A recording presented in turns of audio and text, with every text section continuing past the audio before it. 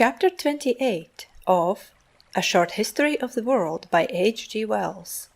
The Life of Gautama Buddha. But now we must go back 3 centuries in our story to tell of a great teacher who came near to revolutionizing the religious thought and feeling of all Asia. This was Gautama Buddha, who taught his disciples at Benares in India about the same time that Isaiah was prophesying among the Jews in Babylon and Heraclitus was carrying on his speculative inquiries into the nature of things at Ephesus. All these men were in the world at the same time in the 6th century BC, unaware of one another. This 6th century BC was indeed one of the most remarkable in all history. Everywhere, for as we shall tell it was also the case in China, men's minds were displaying a new boldness. Everywhere they were waking up out of the traditions of kingships and priests and blood sacrifices, and asking the most penetrating questions. It is as if the race had reached a stage of adolescence after a childhood of 20,000 years. The early history of India is still very obscure. Somewhen, perhaps about 2000 BC, an Aryan-speaking people came down from the northwest into India, either in one invasion or in a series of invasions, and was able to spread its language and traditions over most of North India. Its peculiar variety of Aryan speech was the Sanskrit.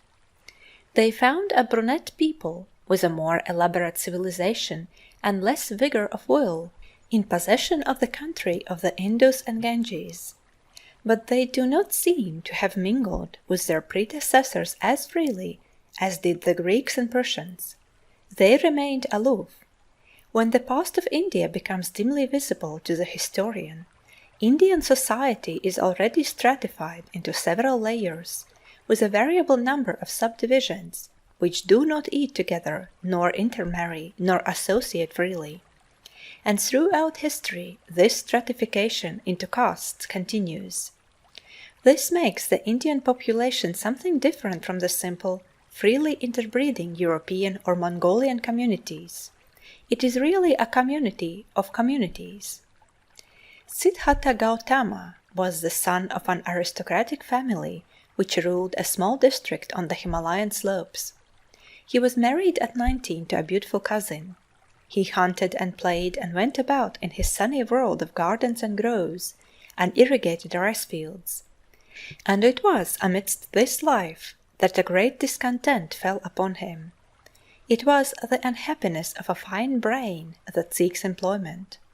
He felt that the existence he was leading was not the reality of life but a holiday that had gone on too long. The sense of disease and mortality, the insecurity and the unsatisfactoriness of all happiness descended upon the mind of Gautama. While he was in this mood, he met one of those wandering ascetics who already existed in great numbers in India. These men lived under severe rules, spending much time in meditation and in religious discussion. They were supposed to be seeking some deeper reality in life, and a passionate desire to do likewise took possession of Gautama.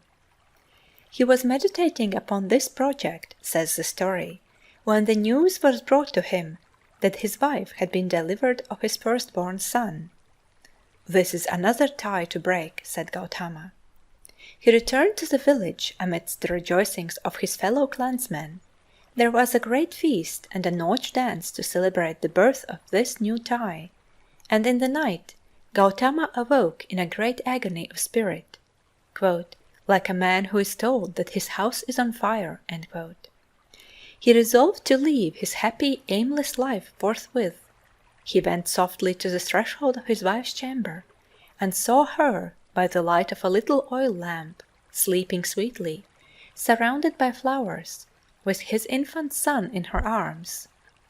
He felt a great craving to take up the child in one first and last embrace before he departed, but the fear of waking his wife prevented him, and at last he turned away, and went out into the bright Indian moonshine, and mounted his horse and rode off into the world. Very far he rode that night, and in the morning he stopped outside the lands of his clan, and dismounted beside a sandy river. There he cut off his flowing locks with his sword, removed all his ornaments, and sent them and his horse and sword back to his house. Going on, he presently met a ragged man and exchanged clothes with him, and so having divested himself of all worldly entanglements, he was free to pursue his search after wisdom. He made his way southward to a resort of hermits and teachers in a hilly spur of the Vindhya mountains. There lived a number of wise men in a warren of caves, going into the town for their simple supplies, and imparting their knowledge by word of mouth to such as cared to come to them. Gautama became versed in all the metaphysics of his age, but his acute intelligence was dissatisfied with the solutions offered him. The Indian mind has always been disposed to believe that power and knowledge may be obtained by extreme asceticism, by fasting, sleeplessness, and self-torment, and these ideas Gautama now put to the test. He betook himself with 5 disciple companions to the jungle, and there he gave himself up to fasting and terrible penances. His fame spread like the sound of a great bell hung in the canopy of the skies, but it brought him no sense of truth achieved. One day he was walking up and down, trying to think in spite of his enfeebled state. Suddenly he fell unconscious. When he recovered, the preposterousness of these semi-magical ways to wisdom was plain to him. He horrified his companions by demanding ordinary food and refusing to continue his mortifications. He had realized that whatever truth a man may reach is reached best by a nourished brain in a healthy body. Such a conception was absolutely foreign to the ideas of the land and age. His disciples deserted him and went off in a melancholy state to Benares. Gautama wandered alone. When the mind grapples with a great and intricate problem, it makes its advances step by step, with but little realization of the gains it has made, until suddenly, with an effect of abrupt illumination, it realizes its victory. So it happened to Gautama. He had seated himself under a great tree by the side of a river to eat, when this sense of clear vision came to him. It seemed to him that he saw life plain.